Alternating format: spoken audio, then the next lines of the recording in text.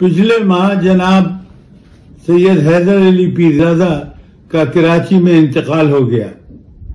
Justice Pirzada के इंतकाल की खबर ना तो किसी अखबार में आई और ना ही किसी टीवी चैनल पर। अलबत्ता हाई कोर्ट के मैसेज से नोटिफिकेशन से पता चला कि उनकी नमाज जनाजा कब और कहां अदा की जाएगी। इसीलिए हम चंद दोस्त उनके नमाज जनाजा में शिरकत के लिए मस्जिद हमसा फेज 8 डिफेंस की मस्जिद में पहुंच गए और उनकी नमाज जनाजा में शिरकत की।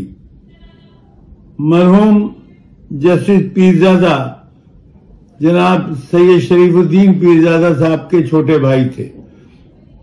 पीरजादा 3 थे, यानी जस्टिस शरीफुद्दीन पीरजादा सबसे बड़े, उनसे छोटे जस्टिस सैयद हैदर अली पीरजादा और उनसे छोटे जनाब हिमायत अली पीरजादा। हिमायत अली पीरजादा का इंतकाल पहले हो गया, उसके बाद जनाब सैयद शरीफुद्दीन पीरजादा का इंतकाल हो गया और अब जनाब सैयद हैदर अली पीरजादा साहब का इंतकाल हो गया, जो किसी अरसे तक हमारे हाई कोर्ट के जज भी रह चुके थे। जस्टिस पीरजादा से मेरे ताल्लुकात 50 बरस से थे और हमारी फैमिलीज का आपस में मिलना जुलना था।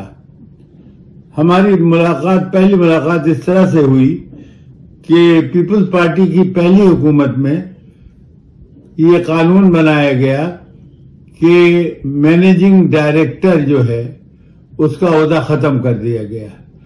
तो मैं जिसका लीगल एडवाइजर था खैबर टेक्सटाइल मिल का, उसकी सिस्टर कंसर्न थी elite textile mill. Khyber textile mill Baldher Abbottabad के करीब वाक़ है और एलाइट टेक्सटाइल मिल लाड़काना में।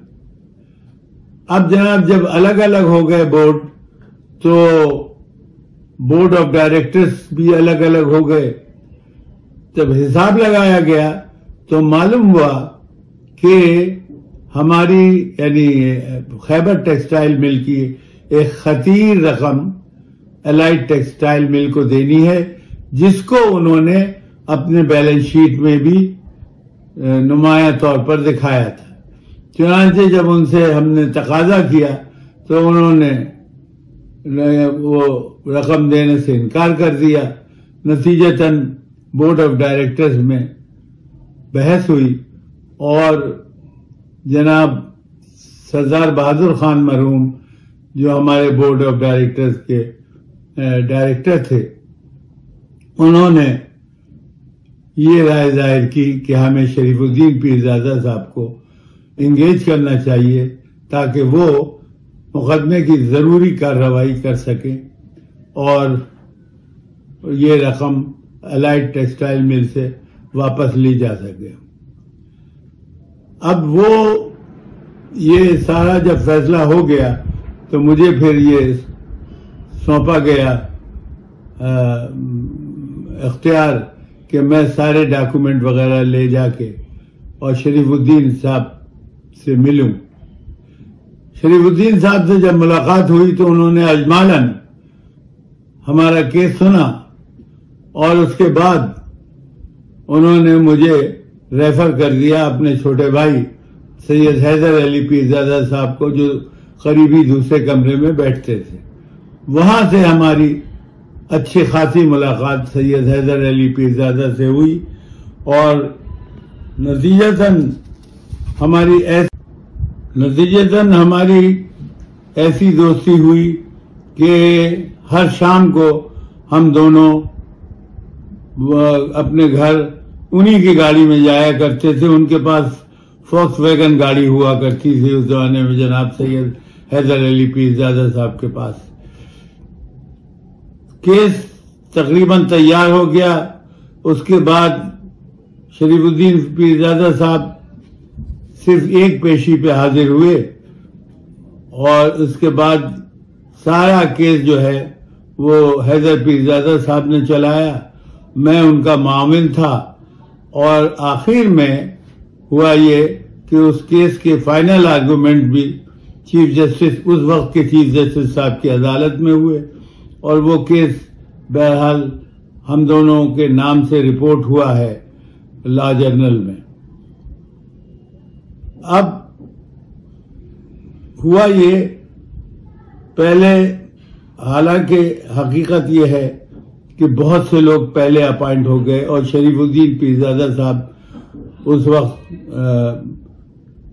جی ایس کیو کے ظاہر ہے ہمیشہ سے قریب رہے اور اس وقت بھی قریب تھے، اور اس وقت یہ آئینی ترمیم 19ویں ترمیم یہ نہیں تھی، 175A جو ہے آرٹیکل یہ بھی اس طرح کا نہیں تھا، نتیجتاً اس وقت کے جو سربراہ تھے ان کو اختیار تھا کہ کسی کو بھی جج بنا دیں، اور سیدھے طور پر ان کو بہت پہلے جج بنا دینا چاہیے تھا، کیونکہ قانون پر ان کی گرفت بہت مضبوط تھی۔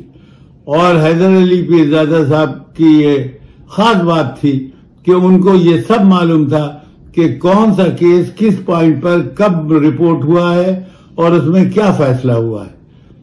ایک واقعہ یہ ہوا کہ جب وہ جج ہو گئے، بن گئے، تو اس کے تیسرے چوتھے دن میں ان کی عدالت میں ایک کیس میں پیش ہوا اور میں ایک سپریم کورٹ کا کیس لے کے گیا تھا اپنے ساتھ اپنے حمایت میں، لیکن انہوں نے فوراً اپنے ڈائری میں سے نکال کے 18 کیسز دے دیے کہ جائیے پہلے آپ ان کو دیکھیے ان کیسوں کو، اور یہ دیکھیے کہ یہ آپ کی تائید کرتے ہیں یا تردید کرتے ہیں۔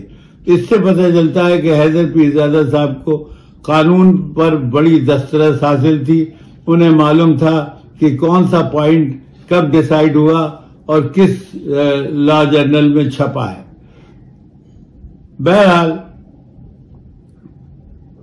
حیدر پیرزادہ صاحب کا عالم یہ تھا کہ وہ بہت نیک دل، سافٹ اسپوکن، نرم لہجے میں گفتگو کرنے والے اور بہت کم گفتگو کرنے والے تھے، اور انہوں نے بڑے اچھے فیصلے کیے جو مختلف لا جرنل میں رپورٹ ہوئے۔ میں یہ سمجھتا ہوں کہ حالانکہ جو بھی کیسز شریف الدین صاحب کے پاس آتے تھے ان کی تیاری، ان کو عدالت میں پیش کرنا اور پھر خود عدالت میں پیش ہونا، یہ سب انہی کی ذمہ داری تھی، یعنی جسٹس حیدر علی پیرزادہ صاحب کی۔ اس کے بعد ہوا یہ کہ شریف الدین صاحب کی تیسرے نکاح کے اوپر فیملی میں کچھ تھوڑا سا ٹینشن بھی ہوا اور بہرحال مخالفت بھی ہوئی، لیکن بہرحال ان کی تیسرا نکاح ہو گیا۔ اس وقت وہ لا منسٹر تھے اور وہ چاہتے تو اس وقت وہ جناب جسٹس حیدر علی پیرزادہ کو اپائنٹ کر دیتے ہائی کورٹ کے جج کی حیثیت سے، لیکن کافی دنوں کے بعد انہوں نے فیملی میں ٹینشن کو کم کرنے کے لیے شاید یہ بات کی کہ حیدر پیرزادہ صاحب کو بھی ہائی کورٹ کا جج بنا دیا، جہاں سے وہ ریٹائر ہو گئے۔ ریٹائر ہونے کے بعد انہوں نے کچھ حد تک سپریم کورٹ کے سامنے پریکٹس کی، اکثر لائبریری، ہائی کورٹ لائبریری میں آ کے بیٹھتے تھے اور ہم لوگ ملتے تھے، بات کرتے تھے۔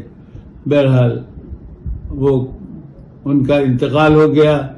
اب ہم صرف یہی دعا گو ہیں کہ اللہ تعالیٰ ان کو جواب رحمت میں جگہ دے اور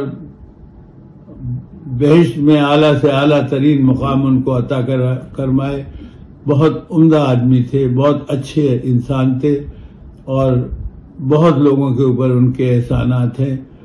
بہرحال اللہ سے میری یہی دعا ہے کہ ان کی مغفرت فرمائے، آمین۔